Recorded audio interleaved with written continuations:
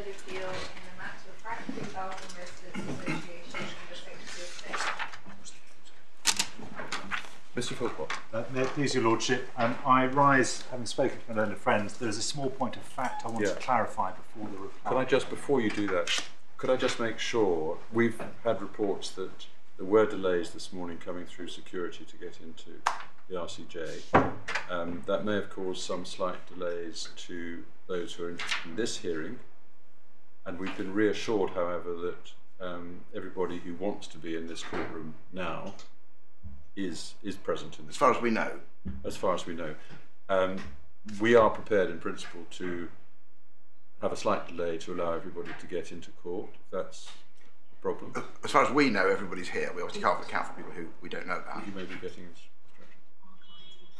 Our team are all watching online. Oh, are they? Yes. And the live stream, as I said yesterday afternoon, the live stream is of course functioning, and I've had no reports of any problems with that. So should we assume that? That seems safe, does it? Fine, thank you. Mr. Philpott. My lord, yes, it's simply a point of clarification of a factual issue I raised yesterday in relation to ground 2. And your lordship may recall, when dealing with the question of whether 7A should apply instead of 7B, I drew attention to the fact that not only the appellant and the local authority, but also the parish council had said that 7A applied. And I said it didn't appear that anyone was suggesting to the inspector policy 7B should apply instead. Now, in fairness, I have noticed that at the end of the parish council's submission, this is in supplementary bundle page 19, in the conclusion, there is a list of policies to which the proposal is said to be contrary. It starts with 7A, but I've noticed it does also include 7B. Now, I took your lordship to the reference earlier on page 15, which says Angus correctly state policy M7A. I haven't been able to find anything that explains why it's also contrary to 7B or why 7B applies as well. But in fairness and for completeness, I wanted to draw the court's attention to that fact. All right, well, I sidelined that and noted it in my notebook. Great, thank you.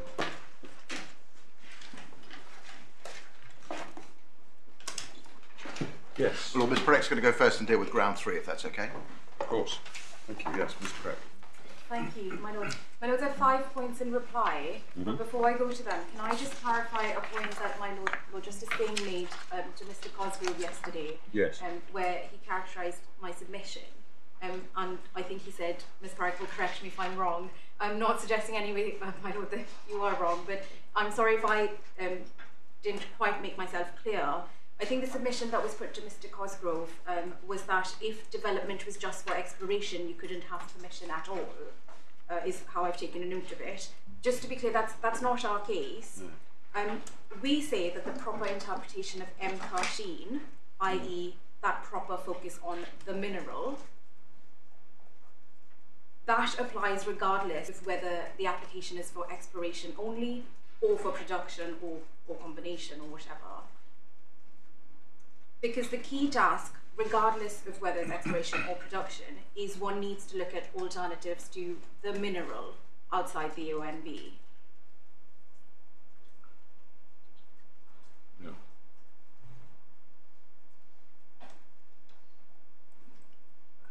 And my lords, just to square off that point, it's not right, therefore, just because there are alternatives, and there always will be alternatives to oil, whether for exploration or production, it does not follow that planning permission can't be granted.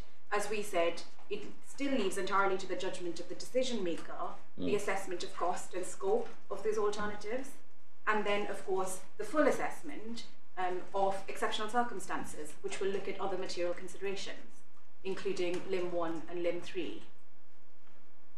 It occurs to me to ask, and I should have asked this yesterday, is there any relevant, I think I mean guidance rather than policy as such, although generically policy, in the PPG or elsewhere on this? Is there anything relevant there? Not that I'm aware of, my lord. I'm happy to be corrected. The PPG, for those who don't know what it is the planning practice guidance which is issued by the government. I just wondered whether there was any steer or guidance there. My Lord, not that I'm aware of, and No. certainly not that the other sides have brought to your attention either. We say the only guidance that you get is in that supporting text. Yeah. As to the policy interpretation. Fine. Okay. Turning then to the points of reply, my lords. The first point, just to re-emphasise that the Secretary of State's reliance on Weald, which is your Lordship's decision, does not assist. We recognise the scope for planning judgment, but Weald does not say that you can shut your mind entirely to options or alternatives outside the AONB. And just by reference to the facts of that case, it's quite telling that the inspector in that case did in fact look at the scope for housing outside the AONB, but he had made a judgment that even if you look for alternative sites widely and count up all the housing in the district that were available in terms of sites, there would still not be sufficient housing to meet the local planning authority's objectively assessed housing need, and therefore the other housing sites didn't offer a real alternative. That is quintessentially a matter of judgment about alternatives, which we don't have in our case, because in our case, as we saw from paragraph 51, the inspector in our case closes his mind to any alternatives outside the AONB.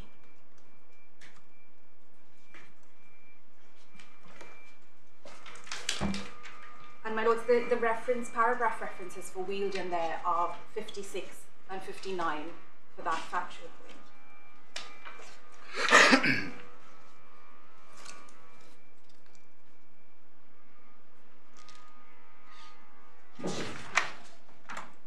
Yes.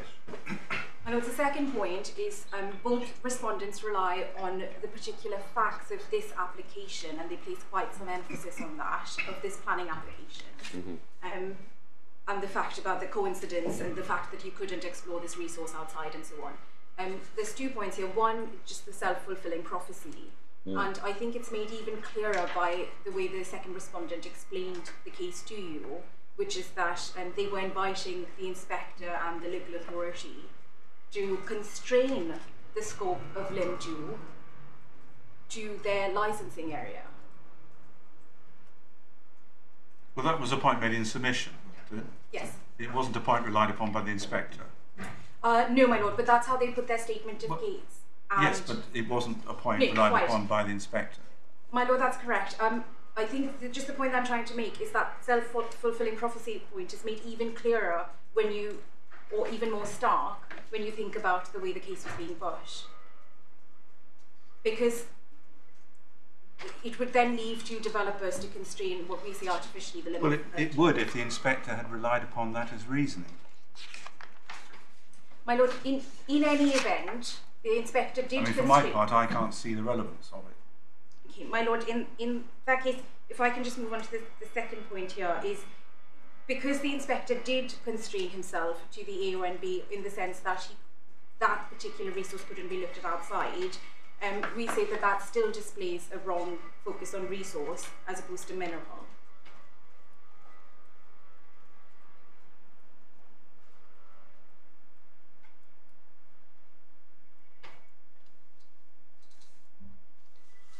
Yes.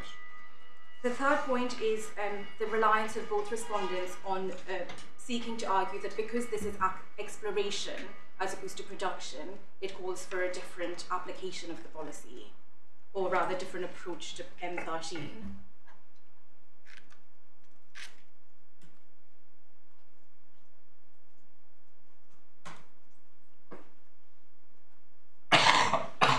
We say that in the words of M13, there's certainly no interpretive basis for that distinction.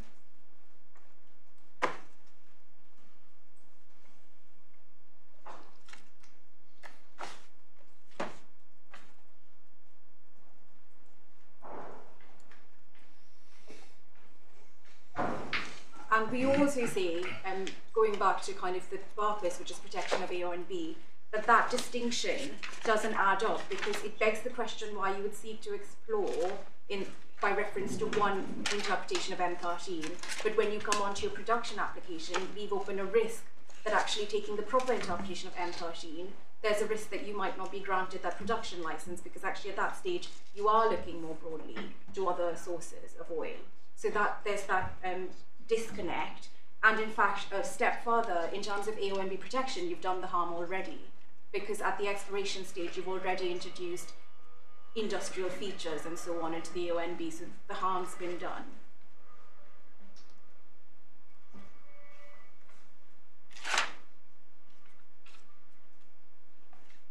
Right.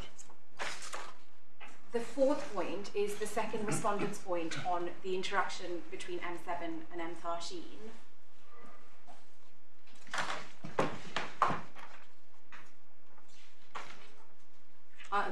There's two things here. One, to clarify, or rather confirm, that what my learned friend said about M7 and the approach you take there, I think the way he characterised it was, with exploration, the very point with M7 is that an alternative is only reasonable if it is both deliverable and it can meet the specific objectives of the proposal. That is something we entirely agree with. That is the proper approach for M7, and certainly M7A, if we accept that we're wrong on our ground too and we're looking just at M7A. We don't take any issue with that, but as I emphasised yesterday, that isn't the end of the story, because when you get onto an AONB case, which this is, there is that deliberate cross-reference to M13.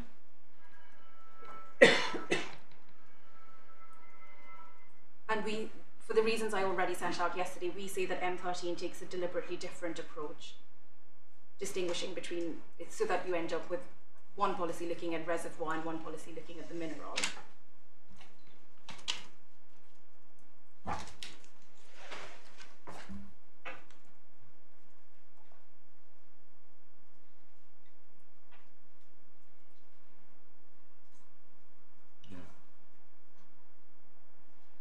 The second respondent also, on the same point, I think, made the submission to you that the fact that this was their objective and this is what they were pushing forward couldn't, I think how it was characterised was it couldn't drop in and out of relevance as a material consideration between M7 and M13.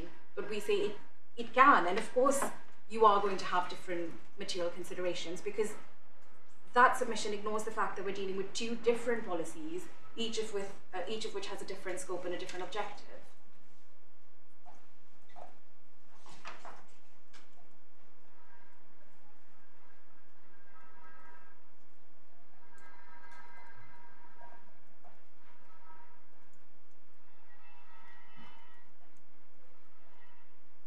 Yeah. The fifth and final point, my lords, is that fundamentally neither party answers our case about the right interpretation and the need to get right the logically prior question.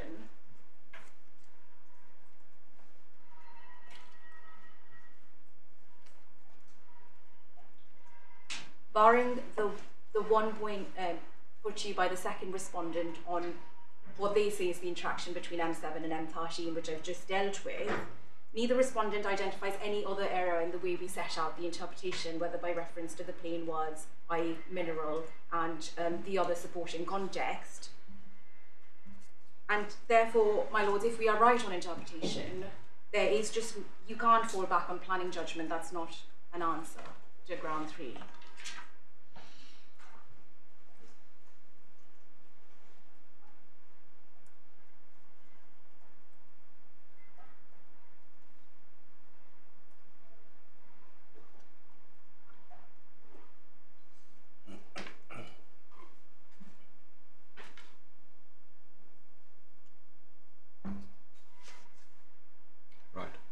Unless there are any questions, these are my... Thank you. Thank you very much, Ms. Frack. Thank you. Well, I've put some matters in writing, which I could perhaps just hand up if your pleasure would mind. I've shared these with others in the court. That might save you some note-taking. No, that's very good of you. Thank you for doing that. Thank you very much.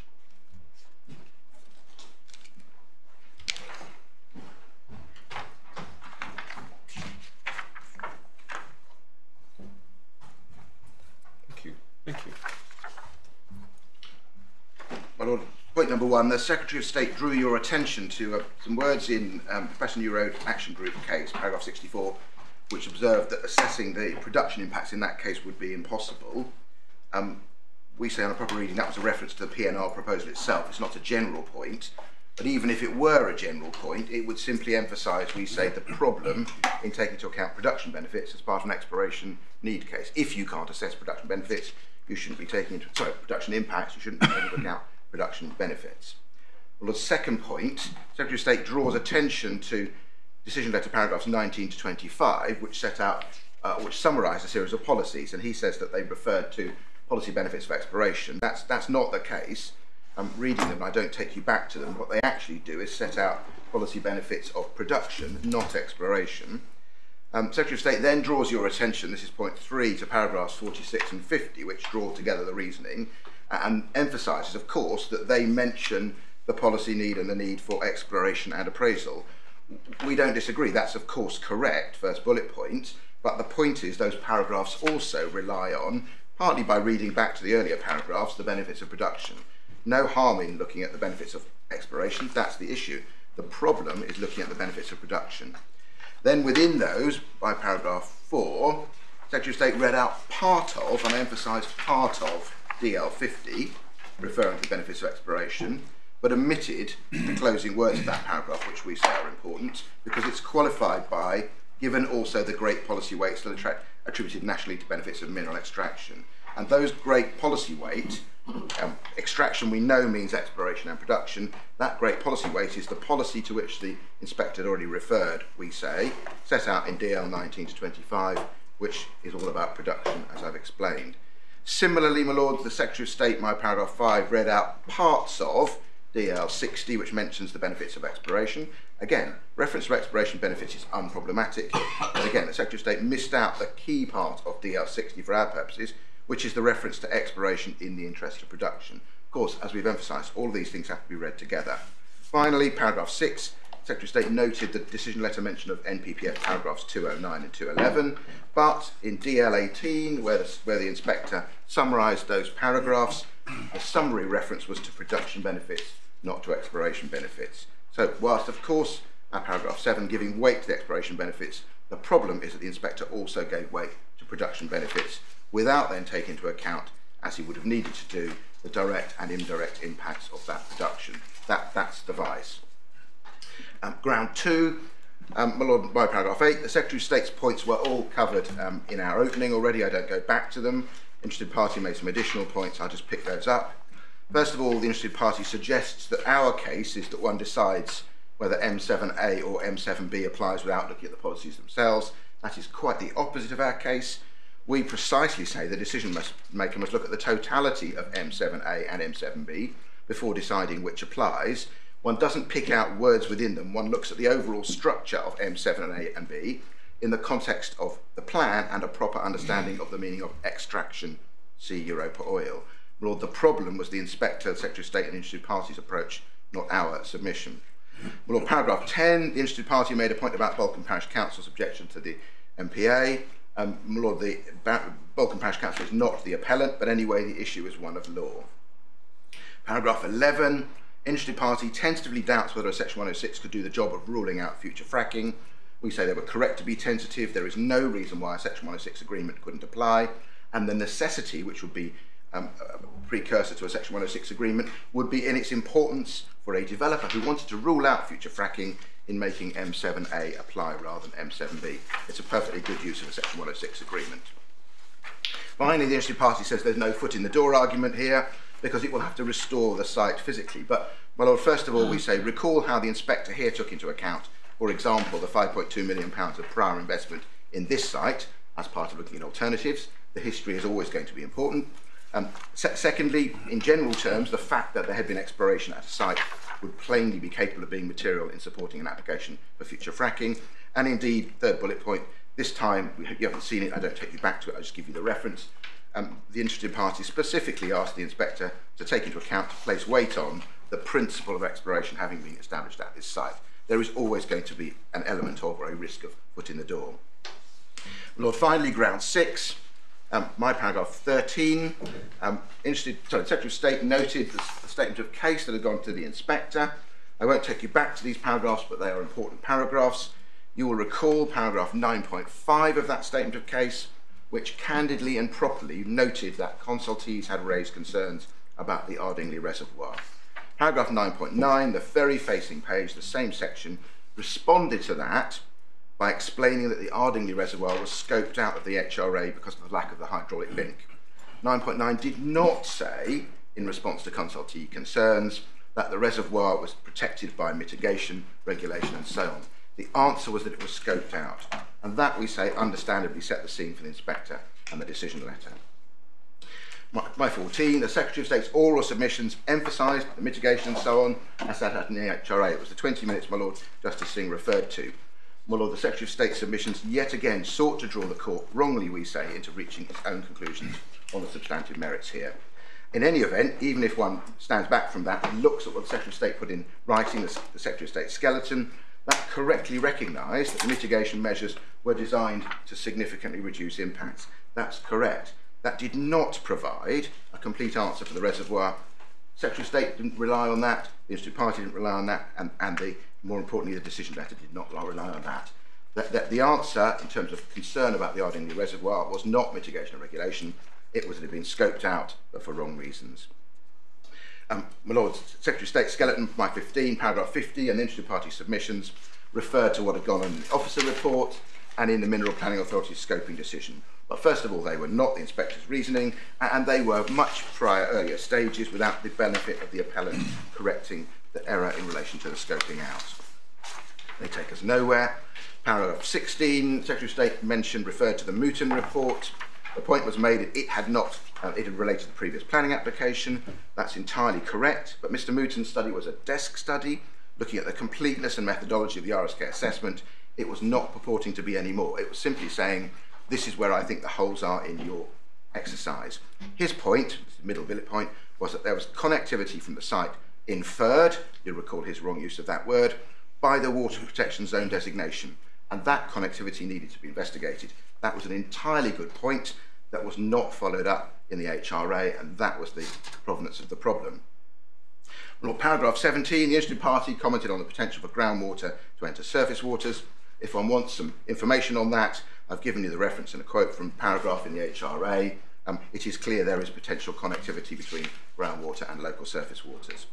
Paragraph 18, the Secretary of State finally noted the DL36, that's the conclusion of the section on water pollution, and its conclusion of no unacceptable risk of water pollution, but we have to read all the paragraphs as a whole. The DL36 reference to in these circumstances is clearly a reference to the whole of DL33 to DL35, and in relation to the Ardingly Reservoir, the DL36 conclusion did not come simply from references to mitigation and regulation, even if they played a role in that. He plainly relied, at least in part, on the explained scoping out of the Ardingly Reservoir. He was wrong to do so. This court cannot speculate on how his decision might have been different or not had he not made that error, and the judge was wrong to embark on that exercise. In any event, you'll recall we put the case both ways, he failed to consider, if he did in fact consider, the point raised about the connectivity and the pumping, and he failed to grapple with that and give any reasons for rejecting that submission if that's what he did, but we don't know because he makes no mention of it. Well, Lords, unless we can assist you further, we say all those appeal grounds are successful, and we invite you to watch the appeal and make the order we seek. Right, thank you very much, Mr. Weald. Thank you for putting it in writing for us as well. Thank you. Thank you very much.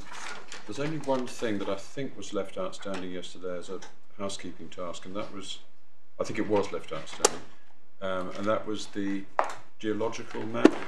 We tried to do that and in the end gave up, but we'll come back to it if you're still interested. We'll get you something. Well, I don't want to cause undue extra work. It was a point that I think was background really. I don't think it is a necessary task. It's problematic, is it, to do it? It's not. It's just a question of producing something. I think can we get you something later in the day? Would that be? Of course, yes. No, I wasn't thinking of it now. If it's, I'll leave it like this. If it's possible to do it and agree it today, would you please do that by close of play today? We'll do that. Failing that, we shall understand, I'm sure, that the task proved to be not a useful one or impossible to agree. So we'll leave it with you. Great. Can we email it directly to my Lord's clerk? Yes, that would be fine. Thank you very much. Then that will be circulated to my colleagues. Good. I can't think there's anything else outstanding. No. Fine. Thank you. I'd like to thank all counsel, and I mean and stress all counsel, for the assistance they've given the court in this hearing. We are truly grateful for the very clear written submissions and equally clear oral submissions that you've all made to us. You've given us plenty to think about, which we will do. We shall therefore reserve our judgments. The normal procedure will be followed. We will circulate a draft of the judgments in due course for typographical and minor factual correction only. At that stage, and simultaneously with any suggested corrections, a draft order should, if possible, be agreed, and any submissions pertaining to points not agreed should come at that stage, please. The normal embargo arrangements will apply. They will be clear to everybody in the legal teams here. They are important. Failure to comply with them is likely to have consequences, as everybody in these legal teams will be well aware. So please keep that in mind and make sure that that is well understood. I think that's everything I need to say. Okay. Grateful. Thank you all very much.